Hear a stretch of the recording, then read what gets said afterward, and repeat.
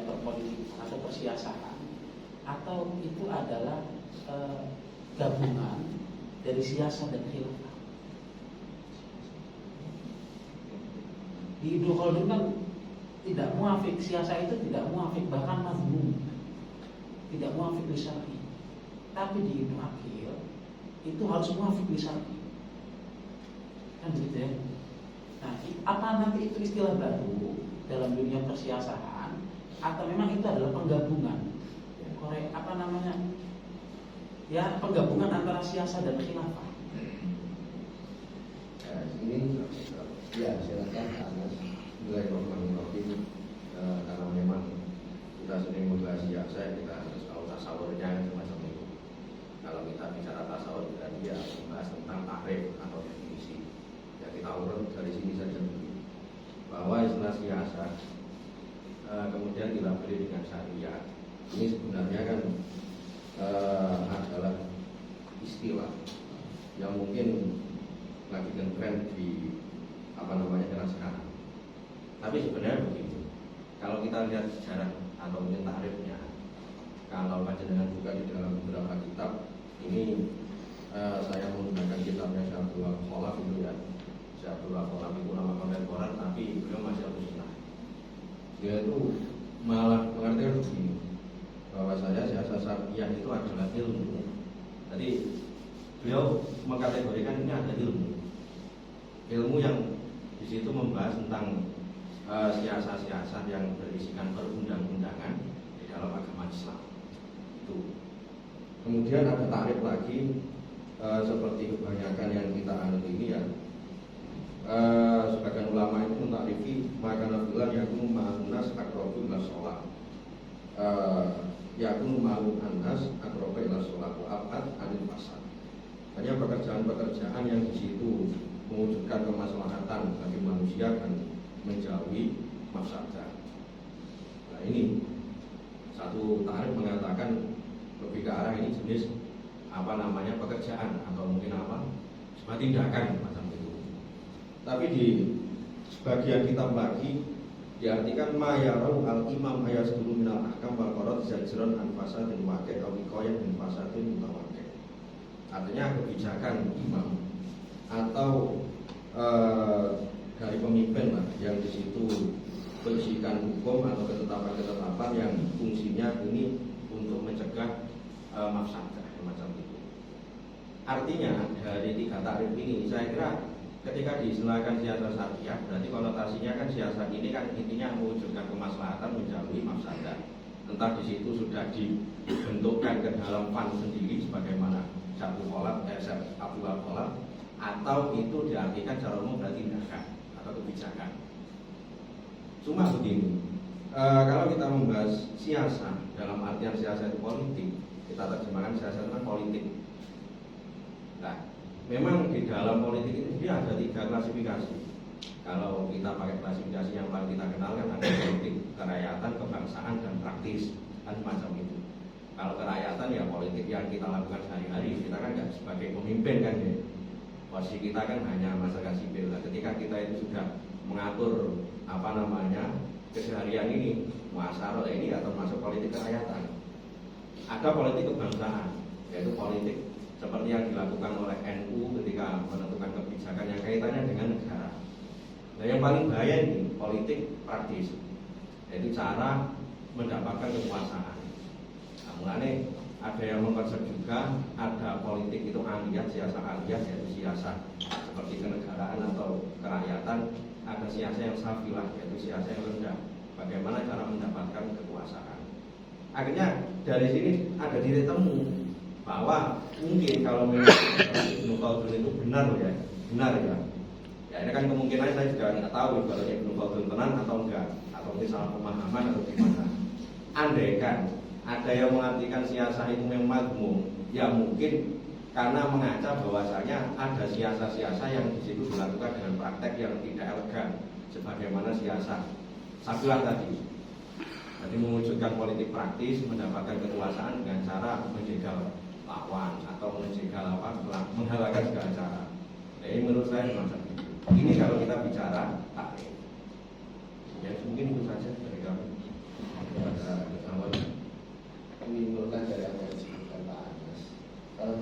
bicara secara global dengan macam-macam klasifikasinya. Tentu saja siasa ini ada yang lebih baik dan ada yang lebih buruk. Kalaupun toh benar yang dikatakan oleh Dr. misalnya siasa itu mazmumah, yaitu sifatnya tidak secara global namun secara partikular saja, hanya sebatas parsial pada sebagian konsep siasa saja. Sebenarnya ini nggak akan terjadi pertanyaan seperti ini bila mana kita pahami penyebutan asiasa marhumah itu kan muhmalah, tidak menyebutkan kuantor, tidak menyebutkan pembatas apakah secara universal atau partikular, sehingga nilainya akan juz'iyah, al-muhmalah dikuatkan juz'iyah. Jadi sudah nggak akan ada klaim loh ini katanya di sini siasa marhumah. Dan kita harus pahami dulu di sana ada penyebutannya, tapi tidak disebutkan cakupan luasnya apakah kulun atau bakun. Sehingga sesuatu yang tidak menyebutkan kuantor seperti ini nilainya adalah juz'iyah. Jadi ba'du siasa marhumah. Ya kan seperti itu. Sudah cukup.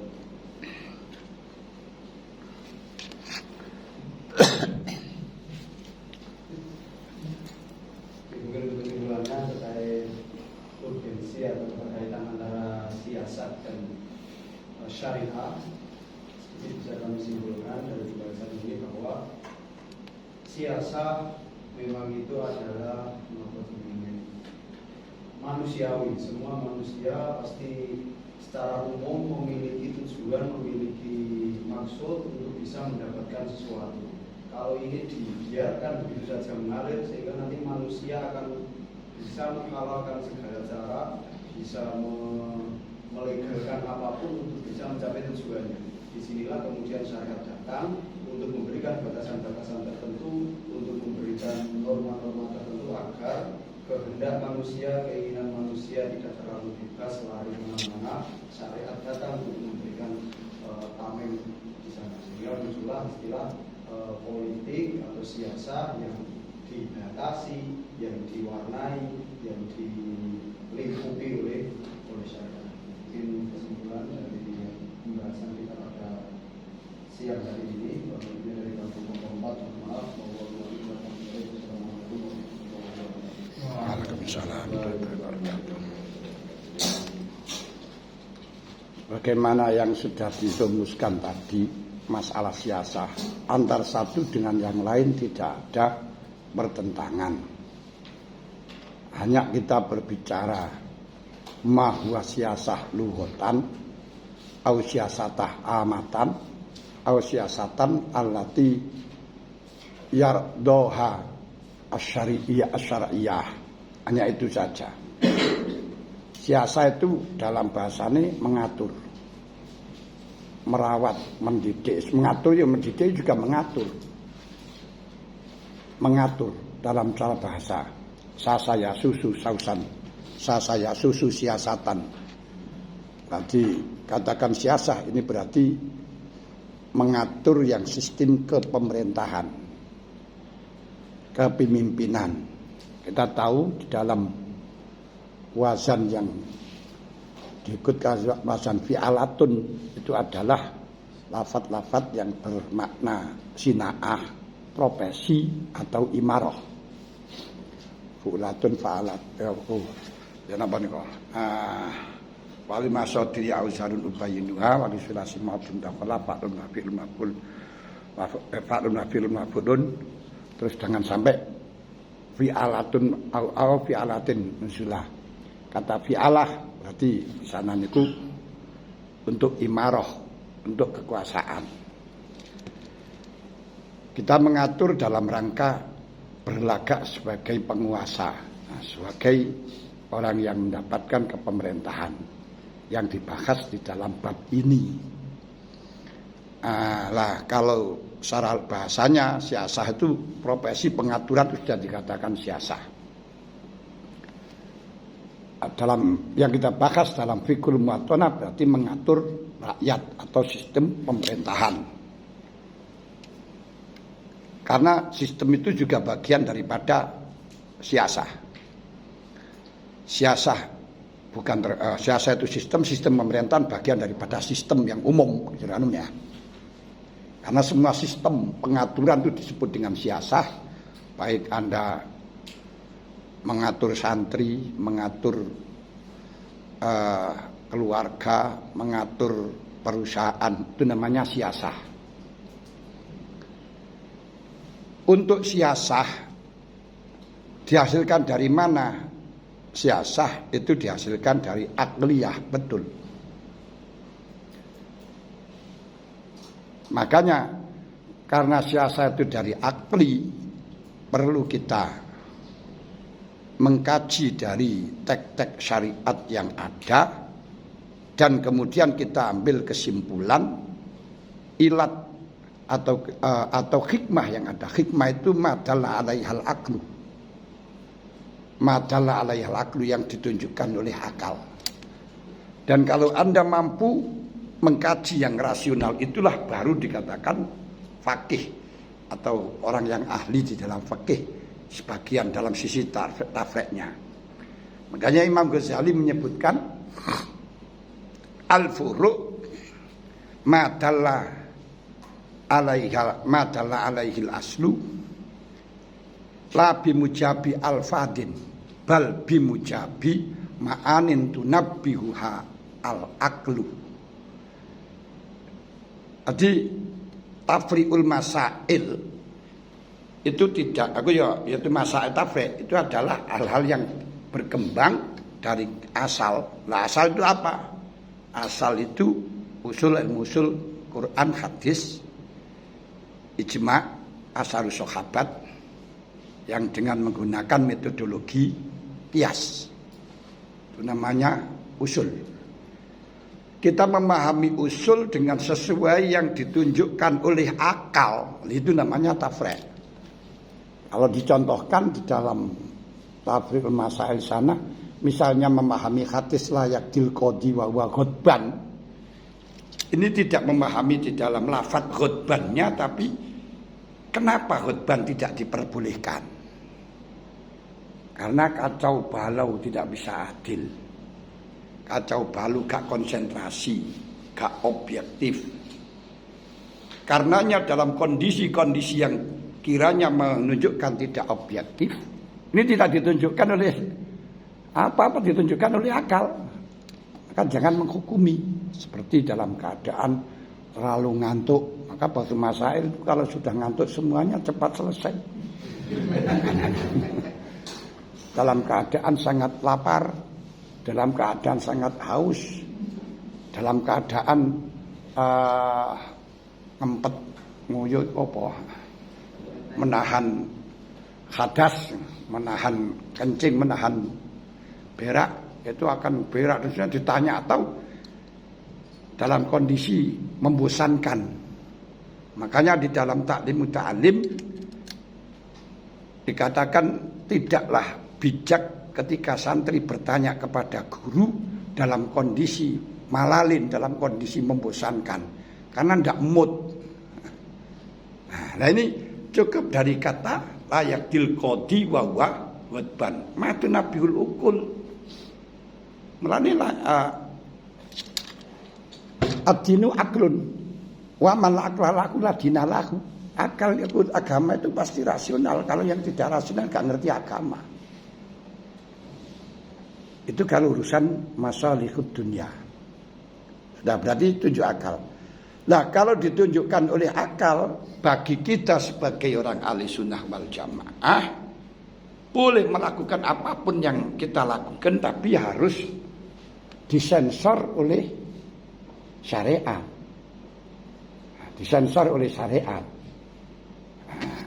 Nah, bagaimana cara mensensor syariat? Kita tahu ilmu apapun tidak ada yang malmum fi dzatihi, tidak ada yang mamduh fi dzatihi, akan tapi menjadi malmum dan mamduh karena akibat.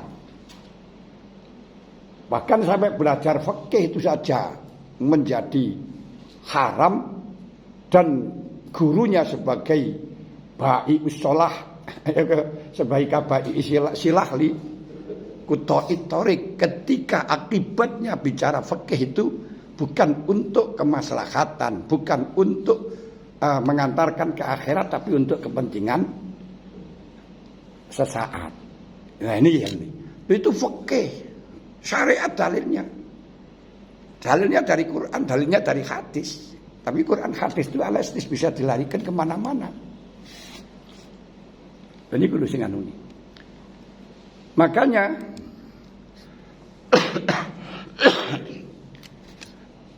apapun yang kita lakukan, baik itu berdasarkan pikiran, berdasarkan akal, berdasarkan dengan apa saja, no problem.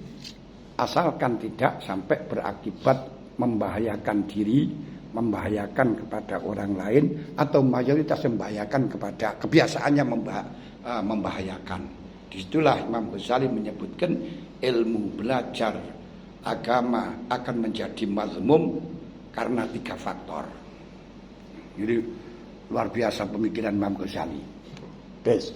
Berarti kalau demikian, kita boleh mengatur secara akliyah bagaimanapun yang kau anggap maslahah, tapi dengan catatan tidak memiliki hanya pengaturan, tapi harus disensor dengan syariat. Nah, yang tidak memperbolehkan atau mazmumah ini yang melakukan siasah tanpa ada sensor dari syariat.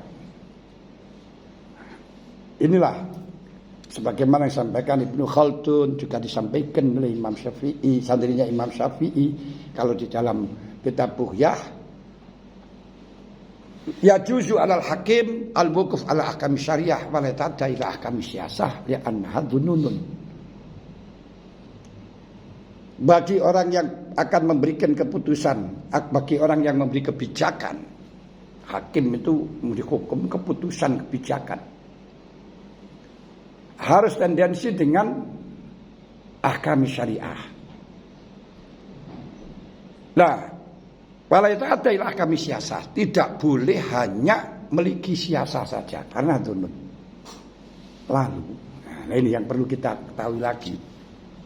Lalu, apa yang dikehendaki dengan tidak boleh melewati dari syariat? Apakah harus sesuai dengan tekstual atau kontekstual? Apakah furu itu adalah madalla alaihil usul bimujabi alfat am bimujabi ma'anin? Kalau tekstual berarti bimujabi alfat, harus ada teknya. Kalau bimujabi ma'anin tidak harus sesuai dengan teknya, tapi sesuai dengan ilat yang ditunjukkan oleh hukum. Ini akhirnya Ibnu Aqil menjelaskan bahwa kalau di situ arti wafaqas syar'u tersebut harus ada teks golato, karena akan menyalahkan beberapa perbuatan sahabat. Wis apa itu namanya, yang paling gampang saja, Sayyidina Utsman radhiyallahu anhu membakar Al-Quran seluruh dunia dan menekan orang-orang harus nulis sesuai dengan Quran yang ditulis oleh Zaid bin Sabit yang diperintahkan oleh Utsman, dan tidak boleh baca dengan berbagai wajah. Padahal kalau riwayat kita harus berbagai wajah. Loh, ini apa? Karena siasah. Dan itu tidak pernah ada keterangan dari Quran, dari hadis. Jangankan memaksakan penulis macam itu, nulisnya saja gak ada petunjuk dari Quran dan hadis. Bahkan Sayyidina Abu Bakar ketika ditekan oleh Sayyidina Umar untuk menuliskan Al-Quran, ini masih debat, masih mujadalah sampai 3 hari. Tidak menerima Abu Bakar untuk menulis saja dengan dalil bagaimana saya melaksanakan apa yang tidak pernah dilaksanakan oleh Rasulullah, walam ya'murhu, dan tidak diperintahkan oleh Rasulullah. Tapi setelahnya zoharo solahuhu, akhirnya melaksanakan. Ini kalau di situ harus ada tag, ini sudah keluar dari tag itu saja. Nah, itu terus saya contohkan berbagai macam contoh yang banyak sekali di bawah. Itu menunjukkan bahwa siasah yang keluar dari teks syariah. Ini loh. Apa yang saya tulis keseluruhan ini contoh-contoh yang memperkuat bahwa siasah yang tidak sesuai dengan teks syariah, tapi sesuai dengan tujuan syariah. Makanya Ibnu Aqil mengatakan, "Ain aratana siyasata ila mata qabisyanu fakhalat wa taghlidun li sahabah faqad jarab min khulafa'ir rasyidin minal qatli wa tamsil ma la yajhadu alimun bisunan walau lam yakun illa tahriku Utsman al-Masakhif fa innahu kana ra'yan i'tamadu fihi ala maslahatil ummah." Niki mawon wis dalil yang banyak, apalagi dalil-dalil yang saya sampaikan di bawah. Berarti syariah yang terpenting di dalam siasah adalah tidak bertentangan dengan syariat. Syariat itu apa? Al-ahkam al-munazzal ala sayyidina Muhammadin sallallahu alaihi wasallam allati fahimahan ulama minal kitab wa sunnah nason wastimbaton.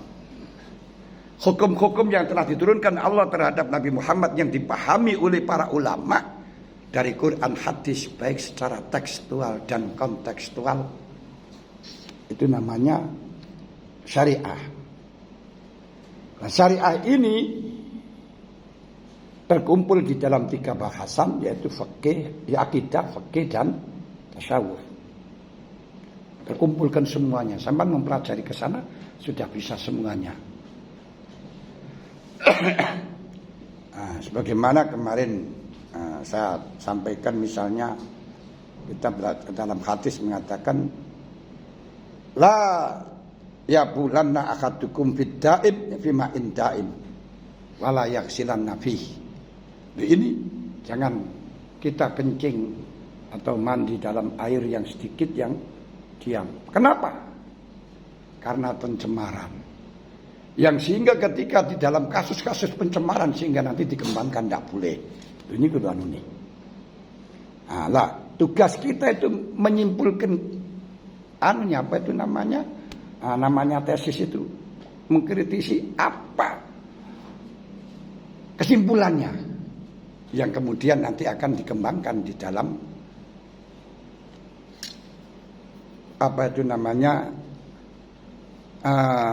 program disertasi. Nah, makanya kalau Anda tadi berbicara macam-macam itu sebenarnya kembali pada skripsi, bukan tesis. Nah, skripsi itu bicara dengan macam-macam, dengan dilihat autentitas, validitas keterangan-keterangan itu. Nah, tapi di dalam tesis di sini kita bisa mengambil kesimpulan dengan cara mengkritisi, mengkaji dari semua tek-tek yang semacam itu. Jangan menyampaikan makalah menjadi mundur jadi skripsi. Itu nanti mahatali yang marhalah ula, bukan marhalah saniyah. Paham? Jadi nah, kesimpulannya harus cocok dengan syariat, berarti tidak bertentangan dengan syariat.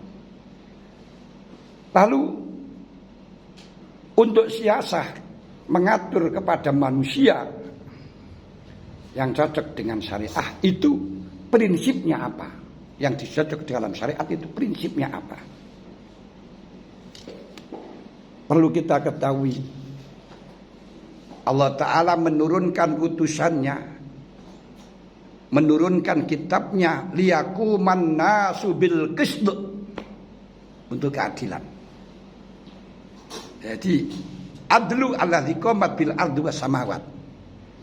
Berarti ketika di situ ada amaratul adli dengan cara bagaimanapun, berarti disinilah syariatnya Allah. Itulah dinillah.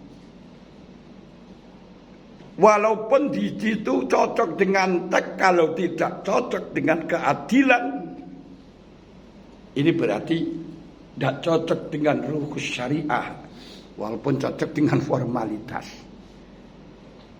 Ini yang siasah mengatur manusia yang memang akliyah. Lain nanti kalau dalam fikih ubudiyah. Nah, kalau ubudiyah kan memang tidak bisa dikaca oleh akal, tidak bisa diteropong oleh akal. Masalahnya ubudiyah ini urusannya di akhirat, sedangkan di akhirat ini tidak bisa diuji, tidak bisa dieksperimen, kecuali ada orang mati yang bangun membicarakan kepada kita bahwa di akhirat itu yang baik ini, yang baik ini.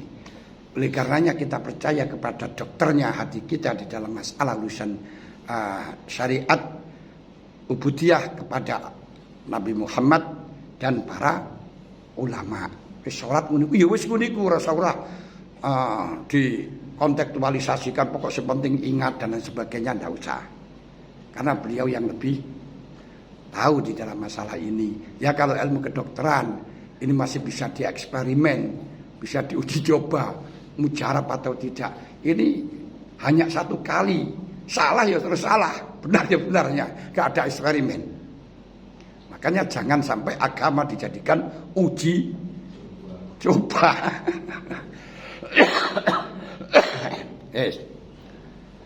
Berarti kesimpulannya itu, kalau ada amaratul adli wa asfara wajhuhu bi aitariqin kana, dan nampak cara keadilan, maka fasamma syar'ullah wa dinuhu wallahu subhanahu wa a'lam wa ahkam wa adal ayahu saturukal adli. Cuma caranya adil, mengetahui jalan keadilan, amarah keadilan, ini Allah yang lebih mengerti. Lalu sumayan fima huwa azhar min hawa aqwadilalatan wa abyan wa amaratan. Kemudian kita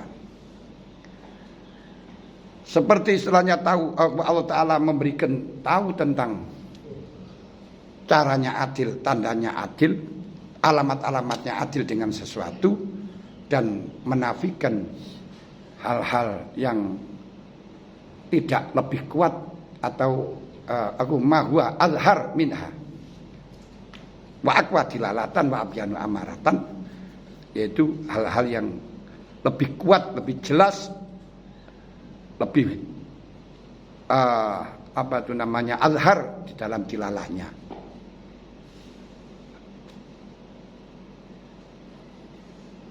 Nah, berarti situ fala yaj'alakum min wala yahkumu inda wujudiyya wa qiyamiyya bimujibiha bal qad bayyana bima syara'a min at-turuq ana maksudahu iqamatal adli baina ibadi wa qiyamun nas bil qisti. Itu yang paling pokok dalam masalah ngatur kepemerintahan.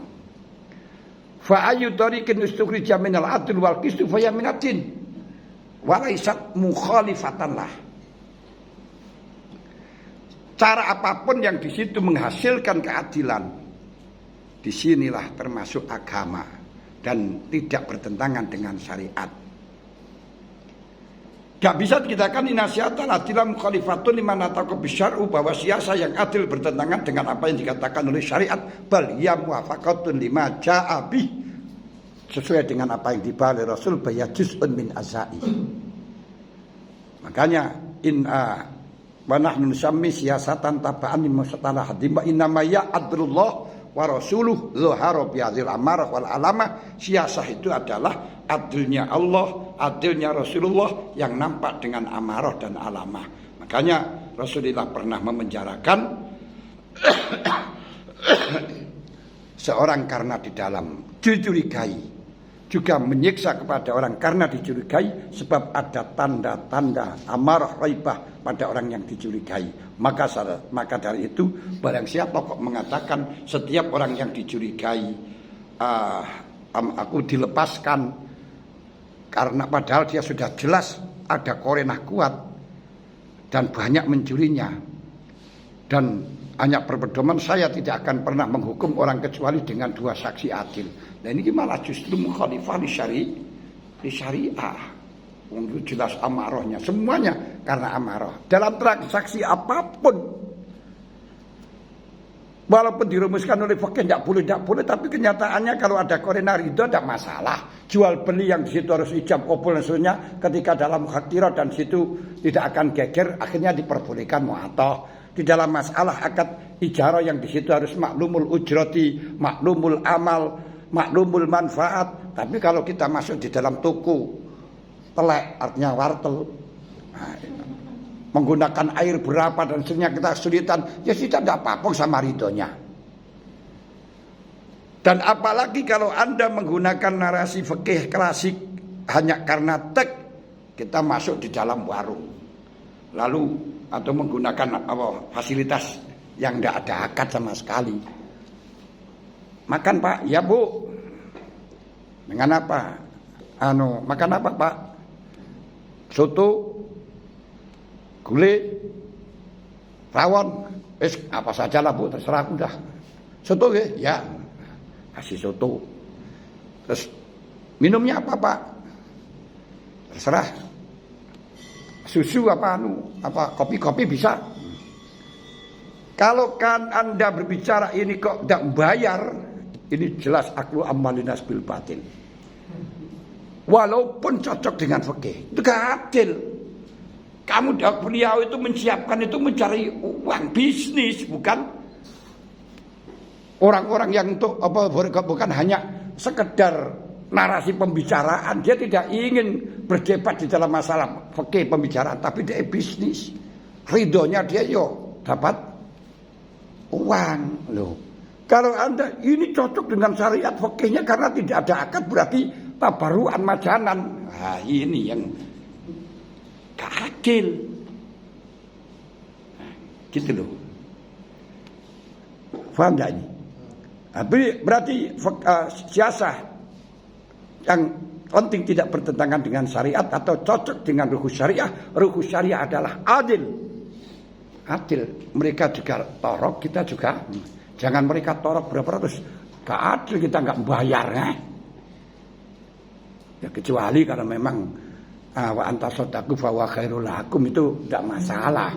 Karena memang keuntungannya dia bukan dari, tujuannya dia bukan bisnis. Nah, ini loh yang pentingnya macam ini. Nah, ini makanya dari beberapa yang saya sampaikan ini di bawah contoh-contoh yang macam-macam. Nah, kemudian yang saya janggal seperti tadi itu akan terjadi khilafah dan seterusnya. Khilafah itu bagian dari siasah. Bagian dari siasah. Makanya kemarin saya katakan kita harus memahami ada daulah Islamiyah, ada khilafah nubuwah, ada darul Islam. Makanya kalau kita mendirikan negara Islam, negara sosok Islam, ini maksudnya apa? Maksudnya siasahnya adalah siasah khilafah, itu bukan Islam. Walaupun toh di dalam bangsa bisa dengan pakai cocok dengan Islam, dan bisa dengan khilafah tidak cocok dengan Islam. Sudah banyak tertera pada khilafah tidak cocok dengan Islam. Khilafah yang dipimpin oleh Abu Yazid, semua durinya Rasulullah dihabiskan. Siasa yang dipimpin oleh Mansur, orang tolak yang dipaksakan sah, yang sehingga Imam Malik mengatakan tidak sah, dia dipenjara setiap hari dipukul sampai 10 kali sampai 10 hari. Itu khilafah, tapi gak cocok dengan syariah. Maka jangan dikatakan kalau khilafah cocok dengan syariah, kebodohan. Itu sistem politik saja. Khilafah itu apa? Khilafah itu artinya sistem politik yang diatur oleh orang satu, berkuasa dalam urusan agama dan urusan dunia. Yang di situ namanya pada zaman Abu Bakar disebut dengan khilafah. Dari khalifah, kalau dalam Sayyidina Umar disebut Amirul Mukminin, berarti imarah. Dalam Sayyidina Ali disebut imamah, imam. Yaitu man lahu riyasatun amatun fid dunya wal akhirah jami'ah. Orang yang punya, itu pengaturan negara yang diserahkan pada orang satu, memberi kebijakan urusan agama dan urusan negara. Masuk akal enggak? Negara yang diserahkan dengan DPR, MPR, ada legislatif, ada eksekutif, ada yudikatif, bahkan ada keamanan masih bobrok seperti ini. Kalau diserahkan orang satu bagaimana? Bisa pada zaman Kanjeng Nabi. Dan setelahnya Kanjeng Nabi hanya berlaku 30 tahun kemarin saya sebutkan. Nah, Kanjeng Nabi, kenapa? Karena Kanjeng Nabi juga legislatif, eksekutif, yudikatif, dan pelaksana sekaligus. Kenapa? Karena langsung ada petunjuk Al-Quran. Ada masalah, kasus seperti Ammar bin Yasir nyembah berhala. Karena sebagai langkah politiknya Ammar bin Yasir. Lalu geger masyarakat, selesai dengan ilaman ukriha wa qalbu mutmainnun bil iman. Kalau sekarang pakai apa? Loh, semacam itu. Geger tentang berita hoax perselingkuhan Dewi Aisyah. Langsung datang hadisul ifki. Sehingga waladina yarmunal muhsanati tsumma lam ya'tu bi arba'ati syuhada fajridum samanina jalda fala tuqbalu minhum syahadatun abada faulaika humul fasiqun illa man tabu illa alladziina tabu wa aslahu wa innallaha ghafurun wa innallaha tawwabur rahim. Loh, langsung kalau sekarang. Jangan dikatakan kalau khilafah ini cocok dengan syariat. Enggak. Urusan cocok dengan syariat tidak, ini urusan pribadi masing-masing. Tinggal dia itu komitmen mutasyari'in atau mutafasikin atau orang yang mencari keuntungan pribadi. Imam Syafi'i tidak mau dipenjara, tidak mau jadi hakim. Akhirnya apa? Dipenjara. Imam Ahmad bin Hanbal tidak mau mengatakan Quran itu hadis, dipenjara. Itu sistem khilafah. Loh, apa itu dikatakan khilafah cocok dengan syariat? No. Makanya mereka yang nggak paham dengan siasat khilafah akhirnya pokok yang penting cocok harus satu khilafah. Kita dalam negara bangsa itu disebut dengan khilafah. Satu. Kedua tadi dikatakan kalau NU itu siasah kebangsaan. Terus kalau pemerintah aku siasah secara apa itu namanya praktis. Bukan itu yang dikehendaki. Jadi kata kebangsaan itu adalah siasah yang modelnya, sistemnya mengatur negara yang dalam kekuasaannya dikembalikan kepada kependudukan, kepada bangsa, tidak pada ras, tidak pada agama, tidak pada budaya. Kenapa? Negara yang daulahnya di tangan rakyat itu namanya bangsa. Dan perlu diketahui seluruh dunia tidak ada negara sekarang yang daulah Islamiyah. Yang ada adalah negara bangsa. Waduh, ini tidak bisa nambah apa namanya materi, ya sudah habis dulu nanti ya. Ya mohon maaf, gak bisa tambah lagi. Terus ini pun juga gak tuntas, biarin. La yudroku puluh, la yudroku dulu gitu saja, kan gitu. Jadi